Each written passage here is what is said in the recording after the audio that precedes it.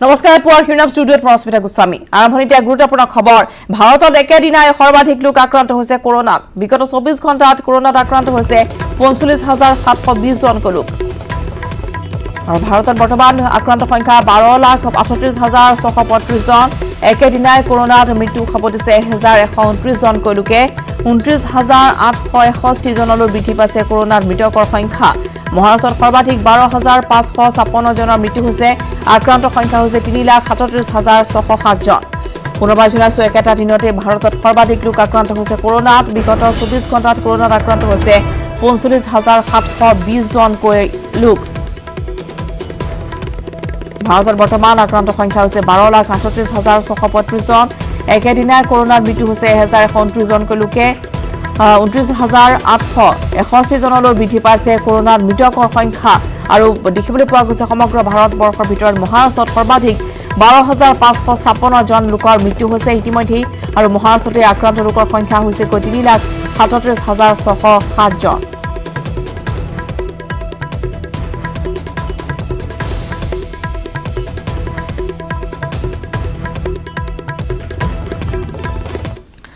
অসমৰ খবৰ অসমত নতুনকৈ 972 জন কৰোনা আক্ৰান্তক চিনাক্ত কৰা হৈছে 27,744 জনলৈ বৃদ্ধি পাইছে মুঠ আক্ৰান্ত সংখ্যা কেৱল গুৱাহাটীতে নতুনকৈ চিনাক্ত হৈছে 354 জন আক্ৰান্ত কৰোনাত আক্ৰান্ত 51 জন লোক হৈছে যোৰহাটৰ টুইটাৰ যোগে কথা জনাইছে স্বাস্থ্য মন্ত্ৰী ডক্টৰ হিমন্ত বিশ্ব শৰ্মাই অসমত বৰ্তমান চিকিৎসাধীন হৈ আছে 8,325 জনকৈ আক্ৰান্ত আৰোগ্য লাভ কৰিছে 19,350 জনে মৃত্যু খবৰ দিছে 66 জন আক্ৰান্ত লোক নতুনকৈ 972 জন আক্ৰান্ত হৈছে কৰোনাত আৰু 27,744 জনলৈ বৰ্তমান আক্ৰান্ত সংখ্যা বৃদ্ধি পাইছে কেৱল গুৱাহাটী মহানগৰীতে যদি চোৱা যায় চিনাক্ত হৈছে নতুনকৈ 354 জন লোক কৰোনাত আক্ৰান্ত হৈছে 551 জন বৰ্তমান যোৰহাটৰ আৰু স্বাস্থ্যমন্ত্ৰীগৰাকীয়ে কথা টুইটাৰ যোগে অৱগত কৰিছে বৰ্তমান চিকিৎসাধীন হৈ আছে অসমত 8,325 জন আক্ৰান্ত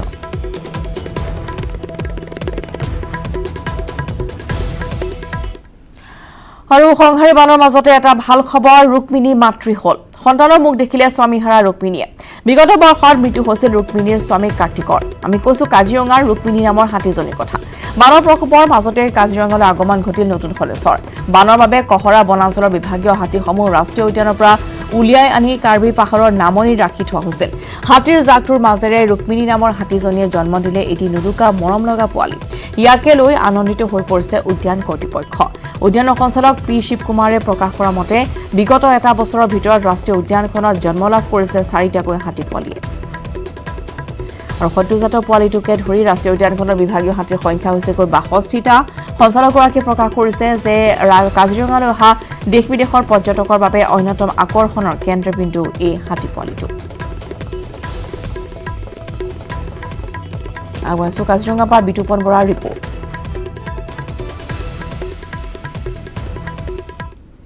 মাজতে কাজিৰঙা ৰাষ্ট্ৰীয় উদ্যানলৈ আহিছে এটা ভাল খবৰ মই আছো কাজিৰঙা ৰাষ্ট্ৰীয় উদ্যানৰ কহৰা বনাঞ্চলৰ পাহাৰ লাইন বনশিবি এলেকাত কিয়নো কাজিৰঙা ৰাষ্ট্ৰীয় উদ্যানৰ এই পাহাৰ লাইন বনশিবি এলেকাতে কাজিৰঙা ৰাষ্ট্ৰীয় উদ্যানৰ এগৰাকী নতুন সদস্য আহিছে হাতী পোৱালি এটি মৰম লগা হাতী পোৱালি ৰুক্মিণী নামৰ হাতীজনীৰ পোৱালি যোৱা দেওবাৰে জন্ম হোৱা হাতী পোৱালিটো ইতিমধ্যে কাজিৰঙা ৰাষ্ট্ৰীয় উদ্যানৰ বনকৰ্মীসকলে পৰিচৰ্যা অব্যাহত ৰাখিছে মই দেখুৱাইছোঁ সামগ্ৰিক দৃশ্য মাকৰ লগত আছে ৰুক্মিণীৰ লগত আছে হাতী পোৱালিটো ইতিমধ্যে বৰ্তমানলৈকে নামাকৰণ কৰা হোৱা নাই যদিও যিসকল ইয়াত বনকৰ্মী আছে তেওঁলোকে বাহাদুৰ বুলি মাতি আছে বাহাদুৰ বুলি যিহেতু তেওঁক নামাকৰণ কৰা নাই বৰ্তমানলৈকে চৰকাৰীভাৱে তেওঁ অফিচিয়েলি কৰা নাই কিন্তু তথাপিও বাহাদুৰ বুলি মাতি আছে মই দেখুৱাইছোঁ সামগ্ৰিক দৃশ্য হাতী পোৱালি মৰম লগা হাতী পোৱালিটো 4 দিন পূৰ্বে জন্ম লাভ কৰিছে যোৱা দেওবাৰে জন্ম লাভ কৰিছে ইতিমধ্যে কাজিৰঙা ৰাষ্ট্ৰীয় উদ্যানৰ যি বান পৰিস্থিতি ক্ৰমাৎ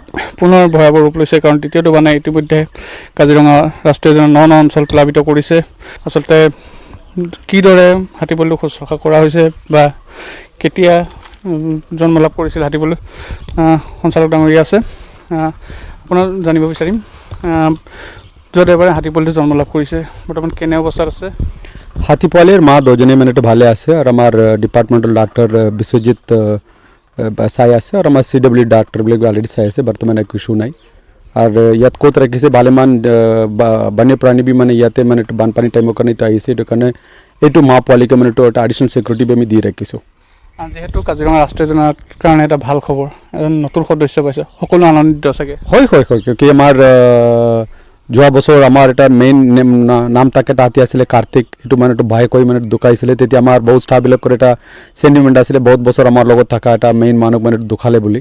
তো এইবাৰ মানে এটা আকৌ এটা মতা পোৱালি জন্ম হৈছে, এইটো ভাল লাগি আছে। আৰু ইয়াৰ এইটো পাপেক মানে এইটো কাৰ্তিক আছিলে, তেতিয়া আমাৰ কাৰণে এটা ভাল খবৰ। এটা কি নামাকৰণ কৰিব, জুনিয়ৰ কাৰ্তিক নে আন কিবা? এটা আমাৰ ষ্টাফ আৰু অফিচৰ মাজত এটা আলোচনা চলি আছে, তো তাৰপিছত আৰু আমি এইটো পঞ্জিকা এইটো চাই আছোঁ, তো এইটো চাই ফিৰ আমি এইটো সোনকালে নামটো এটা দিম। আৰু এটা ভাল খবৰ যে চলিত বৰ্ষত কাজিৰঙা ৰাষ্ট্ৰীয় উদ্যানে 4জন নতুন সদস্য পালে। হয় নতুনকৈ 4টা হৈছে আৰু এটা মানে ৱেইটিং লিষ্টত আছে। বাকীকেইটা ক'ত আছে? মানে এটা আমাৰ এইটো বাতমিনী এটা কাৰ্বিনী আছিলে, এইটোৱে মানে আগত হ'ব বুলি আমি ভাবি আছিলোঁ, তাৰ আগতে ৰুক্মণী পোৱালিটো দিলে। 2টা আমাৰ বাগৰি ৰেঞ্জত পোৱালি দিছিলে আৰু 2টা মানে আমাৰ কোহাৰা ৰেঞ্জত দিছে, বাকীত এইটো খবৰ নাই। কাৰ্বি আংলঙৰ শিলনী জানত গজৰাজৰ মুক্ত বিচৰণ আৰু গজৰাজৰ মুক্ত বিচৰণকটো ইতিমধ্যেই শংকিত হৈ পৰিছে স্থানীয় ৰাইজ। মুক্ত বিচৰণ বনৰীয়া হাতীৰ এটা বৃহৎ জাকৰ, প্ৰায় 30ৰ পৰা 35জনীয়া হাতীৰ জাকটোত আছে কেইবাটাও পোৱালিও। বানপানীৰ বাবে কাজিৰঙাৰ পৰা হাতীৰ জাকটো অহাৰ সন্দেহ কৰা হৈছে।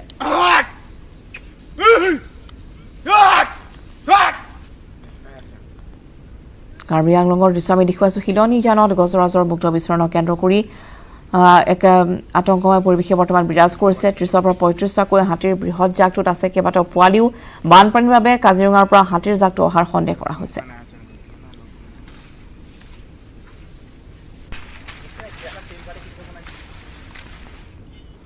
আজিৰ পৰা যোৰহাটত আৰম্ভ হ'ব আনলক। গুৱাহাটীৰ দৰে যোৰহাটতো বজাৰৰ এফালে থকা দোকানসমূহ প্ৰথম দিনা আৰু বিপৰীত দিশৰ দোকানসমূহ পিছদিনাখন খোলাৰ অনুমতি। এই সময়ছোৱাত ব্যক্তিগত যান বাহনৰ চলাচল থাকিব বন্ধ। মাস্ক পিন্ধাটো বাধ্যতামূলক কৰা হৈছে এই সময়ছোৱাত। আনলকৰ সময়ছোৱাত সকলোকে মাস্ক পৰিধান কৰিবলৈ, লগতে যি দূৰত্ব বৰ্তাই ৰাখিবলৈ, সামাজিক দূৰত্ব বৰ্তাই ৰাখিবলৈ আহ্বান জনোৱা হৈছে। যোৰহাট প্ৰশাসনে ইতিমধ্যে কেতবোৰ নিৰ্দেশনা জাৰি কৰিছে। গুৱাহাটীৰ দৰে যোৰহাটতো বজাৰৰ এফালে থকা দোকানসমূহ প্ৰথম দিনা আৰু দ্বিতীয় দিনা বিপৰীত দিশৰ দোকানসমূহ খোলাৰ অনুমতি দিয়া হৈছে। লগতে আনলকৰ এই সময়ছোৱাত ব্যক্তিগত যান বাহনৰ চলাচলো বন্ধ হৈ থাকিব। মাস্ক পিন্ধাটো বাধ্যতামূলক কৰা হৈছে আনলকৰ সময়ছোৱাত।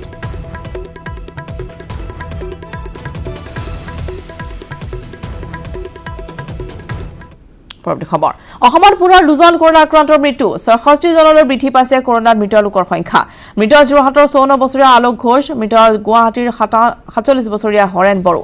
টুইটাৰ যোগে কথা জনালে স্বাস্থ্যমন্ত্ৰী ডক্টৰ হিমন্ত বিশ্ব শৰ্মাই। পুনৰবাৰ জনাইছো যে অসমত পুনৰ 2জনকৈ কৰোনা আক্ৰান্তৰ মৃত্যু হৈছে। 66জনলৈ বৰ্তমান বৃদ্ধি পাইছে কৰোনাত মৃত লোকৰ সংখ্যা। যোৰহাটৰ 54 বছৰীয়া আলোক ঘোষৰ মৃত্যু হৈছে, লগতে মৃত্যু হৈছে গুৱাহাটীৰ 47 বছৰীয়া হৰেণ বড়োৰ। টুইটাৰ যোগে কথা জনায় স্বাস্থ্যমন্ত্ৰী ডক্টৰ হিমন্ত বিশ্ব শৰ্মাই।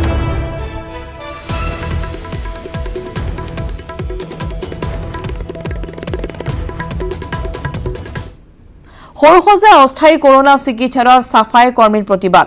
প্ৰায় 27জনকৈ কৰ্মচাৰীয়ে সৰুসজাইৰ ভিতৰতে মৌন প্ৰতিবাদ সাব্যস্ত কৰে। প্ৰাপ্য বেতনৰ আদায়ৰ দাবীত চাফাই কৰ্মীসকলে সাব্যস্ত কৰিলে প্ৰতিবাদ। বিগত 2-3 মাহে বেতন আদায় নোপোৱাৰ অভিযোগ কৰ্মচাৰীসকলৰ। ইফালে কৰোনা ৰোগীৰ সৈতে একেটা কোঠাতে থাকিবলৈ দিয়াৰ অভিযোগ তুলিছে চাফাই কৰ্মীসকলে। আকবৰ হুছেইন নামৰ এজন ঠিকাদাৰে সৰুসজাইলৈ আনিছিল কৰ্মচাৰীসকলক।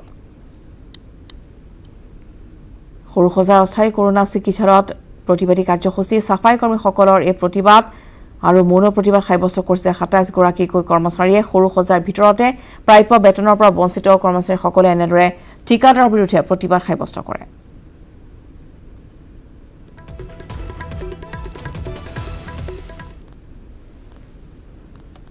সৰুসজাত আৰু প্ৰতিবাদ কৰিব লগা হ'ল এইটো কাৰণে আমি 3 মাহ 2 মাহ 3 মাহ 2.5 মাহ এনেকুৱা হ'ল কোনো পইচা পোৱা নাই। সেইটো কাৰণে আমি প্ৰতিবাদ কৰিব লগা হ'ল। আমি বহুত কেইজনক কৈছোঁ, ছাৰক হিমন্ত ছাৰক কৈছোঁ, SP ছাৰক কৈছোঁ, DSP ছাৰক কৈছোঁ, আপোনাৰ আৰু কোনোবা কৈছোঁ, বহুত ইত্যাদি চবকে কৈছোঁ, কিন্তু কোনো গুৰুত্ব লোৱা নাই আজিলৈকে। বহুত অসুবিধা হৈ আছে আমাৰ চলাৰ কাৰণে ঘৰত। ঈদ আহিছে আগৰ ফালে, যদি ছাৰে যদি হিমন্ত ছাৰে যদি এইখিনি কৰিব তাৰে আমি ৰিকুৱেষ্ট কৰিছোঁ আৰু।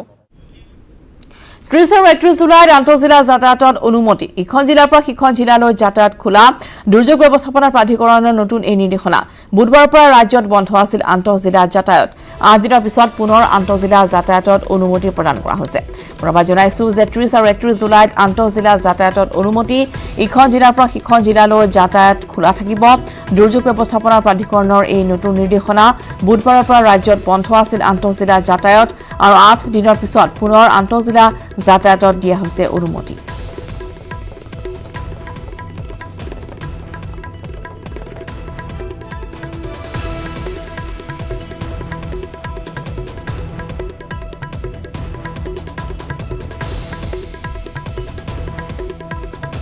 ইতিমধ্যে আমি জনাইছো যে 30 আৰু 31 জুলাইত আন্তঃজিলা যাতায়াত কৰিব পাৰিব যিসকল লোকে ইতিমধ্যে ৰাজ্যৰ বাহিৰলৈ যোৱাৰ ক্ষমা কৰিব গুৱাহাটীৰ ভিতৰৰ পৰা বাহিৰলৈ যোৱাৰ কথা ভাবিছে বা বন্দী হৈ আছে গুৱাহাটী মহানগৰীত বা অন্যান্য স্থানত তেওঁলোকে 30 আৰু 31 জুলাইত আন্তঃজিলা যাতায়াত কৰিব পাৰিব ইখন জিলাৰ পৰা সিখন জিলালৈ যাতায়াত কৰিব পাৰিব তাত অনুমতি প্ৰদান কৰা হৈছে 30 আৰু 31 জুলাই দুটাকৈ দিন পুনৰবাৰ আন্তঃজিলা যাতায়াতৰ বাবে অনুমতি প্ৰদান কৰা হৈছে দুৰ্যোগ ব্যৱস্থাপনা প্ৰাধিকৰণৰ এই নতুন নিৰ্দেশনা উল্লেখযোগ্য যে বুধবাৰৰ পৰা ৰাজ্যত আন্তঃজিলা যাতায়াত বন্ধ হৈ আছে আৰু এই বন্ধ 8টা দিনৰ পিছত পুনৰ মুকলি কৰা হ'ব 30 আৰু 31 জুলাইত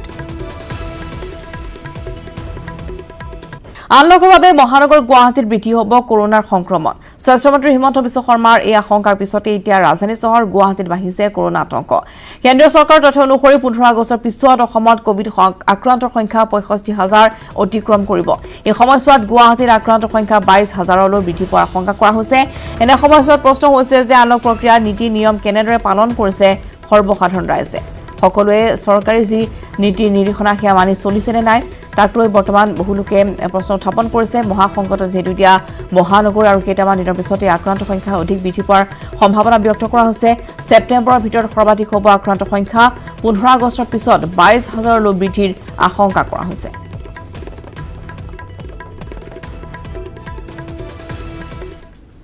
এটা পথৰ বাবে জিয়াটো ভুগিবলগীয়া হৈছে খুদ ৰাজধানী দিছপুৰ সমষ্টিৰ 14খন গাঁৱৰ ৰাইজে 12 নম্বৰ দিছপুৰ সমষ্টিৰ সোণাপুৰ ৰাজহ চক্ৰ অন্তৰ্গত মাৰকাং নৰটাপ সংযোগী পথৰ বিগত 7 বছৰে কোনো ধৰণৰ মেৰামতিৰ ব্যৱস্থা লোৱা নাই চৰকাৰে যাৰ বাবে জিয়াটো ভুগিবলগীয়া হৈছে সৰ্বসাধাৰণ ৰাইজে অসম মেঘালয় সীমান্তৱৰ্তী 14খন গাঁৱৰ ৰাইজে অহা যোৱা কৰাৰ একমাত্ৰ মাধ্যম এই পথটো বাৰিষা বৰষুণৰ সময়ছোৱাত যাতায়াত কৰোঁতে অত্যাধিক কষ্ট ভোগ কৰিবলগীয়া হৈছে স্থানীয় ৰাইজে ৰাইজৰ অভিযোগ স্থানীয় বিধায়কে গ্ৰহণ নকৰিলে কোনো ব্যৱস্থা লগতে স্থানীয় মহিলাই অৱগত কৰে যে গৰ্ভৱতী মহিলা বা আন যিকোনো জৰুৰীকালীন চিকিৎসাজনিত পৰিস্থিতিত 108ৰ সৈতে যোগাযোগ কৰিলেও পথৰ দুৰৱস্থাৰ বাবে এম্বুলেন্স সেৱা উপলব্ধ নহয় কামৰূপ মহানগৰ জিলাৰ 52 নম্বৰ দিছপুৰ সমষ্টিৰ এই গাঁওসমূহত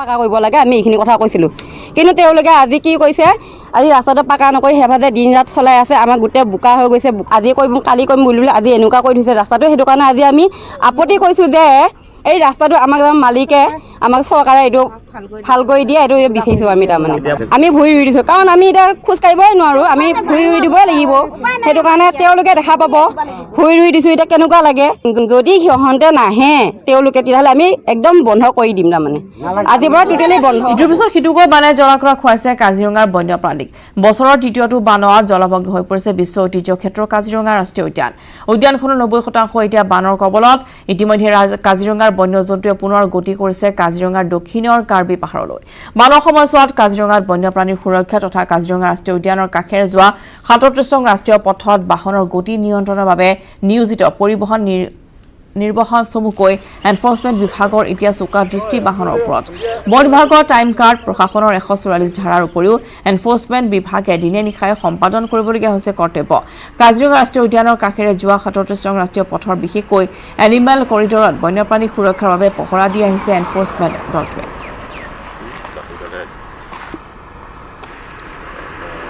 আগবঢ়াইছোঁ কাজিৰঙাৰ পৰা বিতুপন বৰাৰ ৰিপৰ্ট হয় তৃতীয়টো বানৰ কবলত কাজিৰঙা ৰাষ্ট্ৰীয় উদ্যান যি ব্ৰহ্মপুত্ৰ বাৰণী পানী ইতিমধ্যে কাজিৰঙা ৰাষ্ট্ৰীয় উদ্যানৰ ন অঞ্চল প্লাবিত কৰিছে মই আছোঁ কাজিৰঙা ৰাষ্ট্ৰীয় উদ্যানৰ দক্ষিণে যোৱা 37 নম্বৰ ৰাষ্ট্ৰীয় ঘাইপথত মই দেখুৱাম 37 নম্বৰ ৰাষ্ট্ৰীয় ঘাইপথত গোলাঘাট জিলাৰ যি এনফৰ্চমেণ্ট টীম আছে তেওঁলোকে কৰ্তব্য পালন কৰি আছে আৰু গাড়ীসমূহক আচলতে লাহে লাহে যাবলৈ নিৰ্দেশ দি আছে কিয়নো যি তৃতীয়টো বানে ইতিমধ্যে কাজিৰঙা ৰাষ্ট্ৰীয় উদ্যানৰ বহু অঞ্চল প্লাবিত কৰিলে। প্ৰায় 24 ঘণ্টাত প্ৰায় 70টাতকৈ অধিক বন শিবিৰ বৰ্তমান প্লাবিত কৰিলে। আৰু 37 নম্বৰ ৰাষ্ট্ৰীয় ঘাইপথত দেখিবলৈ পোৱা গৈছে এনফৰ্চমেণ্টৰ বিষয়াসকলে কৰ্তব্য পালন কৰি আছে। ইতিমধ্যে কাজিৰঙাৰ 37 নম্বৰ ৰাষ্ট্ৰীয় ঘাইপথত 144 ধাৰা জাৰি কৰা আছে। বোকাখাট মহকুমা প্ৰশাসন আৰু কলিয়াবৰ মহকুমা প্ৰশাসনৰ তৰফৰ পৰা মই দেখুৱাই আছোঁ, এইটো এটা এনিমেল কৰিডৰ। ইয়াত বিভিন্ন বন্যপ্ৰাণী আহি এই পথেৰে আহি আশ্ৰয় লৈহি। ইয়াত কেইটামান পহুৱে আশ্ৰয় লৈ আছে। ৰাষ্ট্ৰীয় উদ্যানৰ পৰা পাৰ হৈ আহি পেলাই কাৰ্বি পাহাৰৰ নামনিতে আশ্ৰয় লৈ আছে। আৰু যিহেতু ক্ৰমাৎ বৰ্তমান পানী বৃদ্ধি হৈ আছে, যাৰ বাবে পুনৰ বন্যপ্ৰাণীসমূহ যিসমূহ ৰাষ্ট্ৰীয় উদ্যানলৈ ঘূৰি গৈছিল পুনৰ আকৌ আহি ৰাষ্ট্ৰীয় ঘাইপথৰ কাষত তথা কাৰ্বি পাহাৰৰ দিশে গতি কৰিছে, বন্যপ্ৰাণী আশ্ৰয় লৈ আছে। আৰু ইতিমধ্যে কাজিৰঙা ৰাষ্ট্ৰীয় উদ্যানৰ যি বন্যপ্ৰাণীৰ মৃত্যু সংখ্যা পূৰ্বতকৈ বৃদ্ধি পাই গৈ আছে। আমি শেহতীয়া যি বুধবাৰে তথ্য পাইছিলোঁ, সেই তথ্য অনুসৰি 120টা বন্যপ্ৰাণী ইতিমধ্যে মৃত্যু হৈছে। ইয়াৰ মাজতে 12টা গঁড় আছে। মোৰ লগত এনফৰ্চমেণ্টৰ এজন বিষয়া আছে, মই তেওঁৰ পৰা জানিবলৈ চেষ্টা কৰিম তেওঁলোকৰ কৰ্তব্যৰ বিষয়ে, তেওঁলোকে কি ধৰণে দিনে নিশাই ইয়াত কৰ্তব্য পালন কৰি আছে। আপোনালোকে যিহেতু দিনে নিশাই ইয়াত কৰ্তব্য পালন কৰি থাকিব লৈছে, কেনেদৰে সমাপন কৰিছে? আচলতে আমি দিনতো আৰু ৰাতিলৈকেও মানে কৰা হৈছে, 2-3টালৈকে। কেতিয়াবা আৰু ইমাৰ্জেঞ্চি সময়ত হোল নাইট ডিউটি কৰাও হৈছে। দিনতো আমি লাগি আছোঁ, ৰাতিও অল টাইমছ। যিহেতু দ্ৰুতবেগী বাহনবিলাকক আপোনালোকে যিসমূহ ফাইন ভৰিব লগা হৈছে, সেইসমূহৰ ক্ষেত্ৰত কেনেধৰণৰ ব্যৱস্থা লৈছে? এই ক্ষেত্ৰত আচলতে কাজিৰঙা নেশ্যনেল পাৰ্ক এৰিয়াত 40 কিলোমিটাৰ/আৱাৰ এইটো স্পীড হ'ব লাগে। তাতকৈ বেছি স্পীডত যদি অভাৰ স্পীড কৰিবলৈ দিয়া নহয়। অভাৰ স্পীডিং ধৰাৰ পিছত আমাৰ সৰু গাড়ীৰ ক্ষেত্ৰত 2000 টকা আৰু ডাঙৰ গাড়ীৰ ক্ষেত্ৰত আপোনাৰ 4000 টকা ফাইন কৰা হৈ আছে। আৰু ফাইন দিব নোৱাৰিলে অফেন্স কেছ বুক কৰা হৈছে। ট্ৰান্সপৰ্ট বিভাগৰ পৰা আৰু ৰাষ্ট্ৰীয় উদ্যান কৰ্তৃপক্ষৰ ফালৰ পৰাওতো ফাইন লগোৱা হৈছেগৈ। আমাৰ ট্ৰান্সপৰ্ট ডিপাৰ্টমেণ্টৰ ফালৰ পৰা ডাঙৰ গাড়ীৰ ক্ষেত্ৰত 4000, সৰু গাড়ীৰ ক্ষেত্ৰত 2000। আৰু এইটো আমাৰ as per motor vehicle act, over speeding কৰিলে এইটো ফাইন কৰা হয়। আৰু ৰাষ্ট্ৰীয় উদ্যান মানে ফৰেষ্ট ডিপাৰ্টমেণ্টৰ তেখেতলোকৰ এনভাইৰনমেণ্টেল ডিষ্টাৰ্বেঞ্চৰ বাবে 5000 ফাইন কাটিছে, এইটো মই জনাত। মুঠতে ডাঙৰ গাড়ীত 9000 টকা আৰু সৰু গাড়ী হ'লে 7000 টকা এনেকুৱা ফাইন ভৰিব লাগিব। যোৰহাটত প্ৰশাসনৰ নীতি নিৰ্দেশনা উলংঘা, মাস্ক নিপিন্ধাকৈ ওলাই আহিছে কাংশ লোক। আজিৰ পৰা যোৰহাটত আনলক প্ৰক্ৰিয়া আৰম্ভ হৈছে, কিন্তু মাস্ক পিন্ধাটো বাধ্যতামূলক কৰিছিল প্ৰশাসনে। মাস্ক নিপিন্ধা লোকে ভৰিব লাগিব 1000 টকাকৈ জৰিমনা। যোৰহাটত আমি পুৱাৰ ভাগত দেখুৱাইছিলোঁ যে নীতি নিৰ্দেশনা কেনেদৰে উলংঘা কৰিছে। বজাৰ সমাৰ কৰোঁতে বা ব্যৱসায়ীসকলেও পৰিধান কৰা নাই মুখত মাস্ক, যাক লৈ এতিয়া প্ৰশ্ন উত্থাপন হৈছে যে কিমান সুৰক্ষিত বৰ্তমান যোৰহাটবাসীৰ ৰাইজ। আনলক প্ৰক্ৰিয়া আজিৰ পৰা আৰম্ভ হৈছে যোৰহাটত। আজিৰ পৰা এই আনলক প্ৰক্ৰিয়া আৰম্ভ হোৱাৰ স্বত্তেও কিন্তু প্ৰশাসনৰ যি নিৰ্দেশনা সেয়া উলংঘা কৰিছে সকল ৰাইজে। মাস্ক নিপিন্ধাকৈ ওলাই আহিছে গাঁও। 1000 টকা জৰিমনা কথা কৈ থৈছে। দাদা কথা এটা শুনো, ইয়াতে মাস্ক নাই পিন্ধা আপুনি, ইতিমধ্যে 1000 টকা জৰিমনা কথা কৈ থৈছে যোৰহাট জিলা প্ৰশাসনে। নাই গম পাইছোঁ আপোনাৰ, কিন্তু যদিহে পজিটিভ ওলায় 14 দিন থাকিব লাগিব হস্পিটেলত, তেতিয়া আপোনাৰ ব্যৱসায় লছ হ'ব নাই?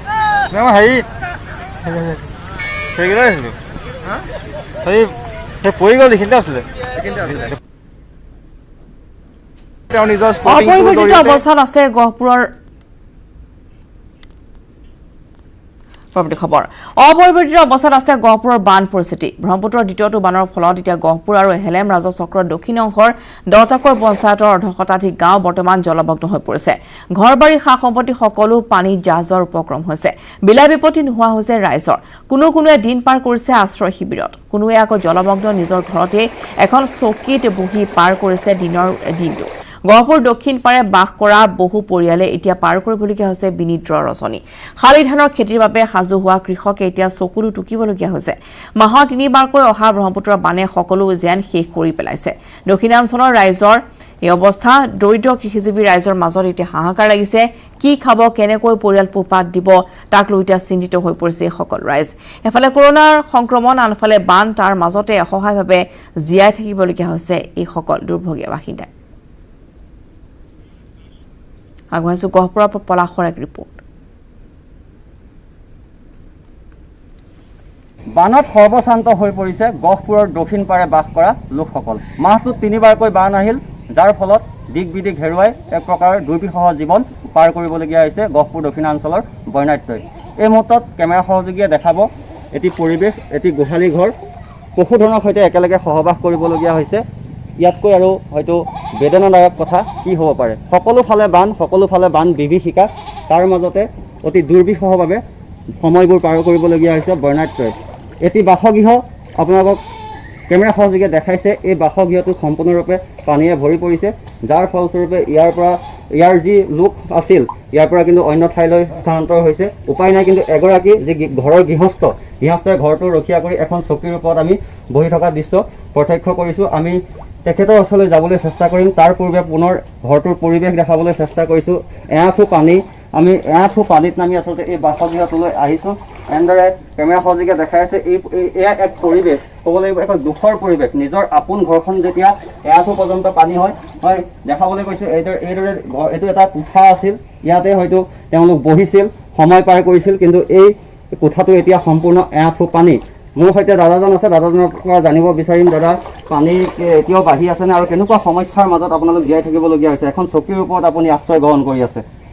পানীটো এতিয়া বাঢ়ি আছে অলপ অলপকৈ। বাঢ়োতে এতিয়া মানে ঘৰ এৰি যাব নোৱাৰোঁ নহয়, নিজৰ সম্পত্তি আছে, সম্পত্তি এৰি যাব নোৱাৰোঁ। এতিয়া ঘৰখিনি অলপ মানে চাই মেলি এতিয়া আমি পানীৰ পৰা আমি বহি আছোঁ। চৰকাৰৰ সুবিধা মানে এতিয়ালৈকে আজিলৈকে এতিয়া ইয়াতে আহি পোৱা নাই। আগৰ বানপানী দিছিলে, কিন্তু এই বানপানী এতিয়ালৈকে মানে আজিলৈকে আহি পোৱা নাই।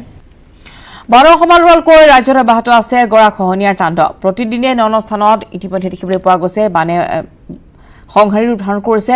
মাৰ্ঘেৰিটা সমষ্টিৰ শামুকজান গাঁও পঞ্চায়তৰ মুংলুং গাঁৱৰ বুঢ়ীদিহিং নৈৰ ভয়াৱহ গৰাখহনীয়াত শ শ বিঘা ভূমি নদীত জাহ গৈছে। ফলত শংকিত হৈ পৰিছে গাঁওবাসী। বহুতো পৰিয়াল গৃহহীন হোৱাৰ আশংকাত ভুগিছে। উল্লেখযোগ্য যে সেই স্থানতে অৱস্থিত লিডুৰ অতি পুৰণি বৌদ্ধ মন্দিৰ, যি বিশ্ববিখ্যাত সেয়াও যেন বৰ্তমান গৰাখহনীয়াৰ ভয়াৱহ কালৰূপে ধাৰণ কৰিছে। মন্দিৰলৈ তীব্ৰ ভাবুকি কঢ়িয়াই আনিছে। বুঢ়ীদিহিং গৰাখহনীয়া সমস্যা সমাধানৰ বাবে স্থানীয় বিধায়ক ভাস্কৰ শৰ্মা তথা বিভাগীয় কৰ্তৃপক্ষক বাৰম্বাৰ নিবেদন জনাই আহিছে যদিও কোনো ধৰণৰ সঁহাৰি দিয়া নাই জনপ্ৰতিনিধিগৰাকীয়ে। আগবাঢ়িছে খবৰ ৰীনা কাকতিৰ এক ৰিপৰ্ট। খামটি গাঁৱত এই গাঁৱৰ বুঢ়ীদিহিং নৈৰ যি ভয়াৱহ, এই ভয়াৱহতাই ব্যাপক প্ৰতিক্ৰিয়া সৃষ্টি কৰিছে সমগ্ৰ গাঁওবাসীৰ মাজত। বুঢ়ীদিহিং নৈৰ গৰাখহনীয়াই ক্ৰমাৎ বৃদ্ধি পাই গাঁওসমূহৰ যিসকল বাসিন্দা আছে, সেই বাসিন্দাসকলৰ ঘৰ দুৱাৰ এতিয়া লাহেকৈ নিঃশেষ হোৱাৰ পথলৈ আগবাঢ়িছে। সমগ্ৰ পৰিৱেশ দেখাইছে কি ধৰণে পানীৰ যি সোঁত বৈছে, এই পানীৰ সোঁতে সমগ্ৰ অঞ্চল ধুৱাই তুলিছে আৰু লগতে যি বানপানী জলমগ্ন সমগ্ৰ পৰিৱেশ বানপানী সৃষ্টি কৰিছে। আৰু দেখা যায় এই খামটি গাঁৱতে যি ভাৰত তথা অসম বিখ্যাত বৌদ্ধ মন্দিৰ, সেই বৌদ্ধ মন্দিৰ ইয়াত আছে আৰু যিহেতু বাহিৰৰ পৰা বিশেষজ্ঞসকল আহে এই মন্দিৰলৈ আশীষ ল'বলৈ, মন্ত্ৰী বিধায়কো আহে। গতিকে কি ক'ব এই ক্ষেত্ৰত লাহে লাহে যিটো গৰাখহনীয়ে শেষ কৰি পেলাইছে? প্ৰথমতে মই চৰকাৰক অনুৰোধ কৰিছোঁ, আমাৰ নৈখন দিহিং নৈখন মানে গৰাখহনীয়া প্ৰত্যেক বছৰে এতিয়া খোৱাই ঘৰ বাৰী মানুহতো বহুত লৈ গ'ল, মাটি গুচি গ'ল। তাৰপিছতে আমাৰ এতিয়া ঘৰৰ ওচৰতেই ক'ব গ'লে গাঁওখনতে চবতকৈ বিখ্যাত আছে আমাৰ গাঁৱটো বুদ্ধ মন্দিৰৰ কাৰণে। যিহেতু তাত মানুহ বাহিৰৰ পৰা কোটি কৰোৰো মানুহ আহি থাকে, কিন্তু আশীৰ্বাদ ল'ব ভান্দে বাবাৰ। তাৰপিছত এতিয়া গৰা যেনেকুৱাভাৱে খুৱাই আছে, মানুহৰ ঘৰ দুৱাৰটো গুচি যোৱা বাদ দিয়ক, আৰু এতিয়া মানে ক'ব গ'লে বুদ্ধ মন্দিৰটোকে কেতিয়াবা যদি লৈ গুচি যায়, তা আমাৰ গাঁওখনৰ নাম নিচিনাই নাথাকে, একেবাৰে গাঁওখনৰ চেহেৰাই দেখি নাপাব। যিহেতু ইয়াত দলং নাই, গতিকে এই গাঁৱৰ পৰা আন এখন গাঁৱলৈ যাবলৈ হ'লে কি ধৰণে? এই নাও আছে, কাঠৰ নাও, তাত 10-15